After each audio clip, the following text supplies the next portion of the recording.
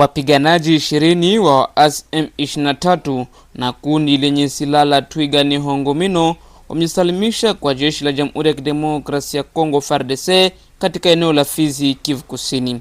Kulingana na vyanzo vya kijeshi, wapiganaji hao walitoka Minembwe, waliweka silaha zao chini pa Mikenge wakijisalimisha kwa kaimu kamanda wa sekta ya uendeshaji ya Sokola ya pili Kivu Kusini, mashariki mwa Jamhuri ya Kidemokrasia ya Kongo, Kanali Apoko Bangali Michel. Miongoni mwa silaha zilizosalimishwa ni pamoja na bunduki aina ya AK-47, PKM na mashini ya rocket na RPG-7. Kulingana na shuhuda za awali zilikusanywa wakati wa kuhojiwa, baadhi ya wapiganaji wa zamani walisema ya kwamba waliacha safu ya waasi wa M23 kutokana na hali mbaya ya maisha na unyanyasaji unaopita ndani ya vikundi hivyo. Kujisalimisha huku kunakuja kiwa na hali tete ya usalama katika maeneo hilo, licha ya kutangazwa kwa kusitisha mapigano.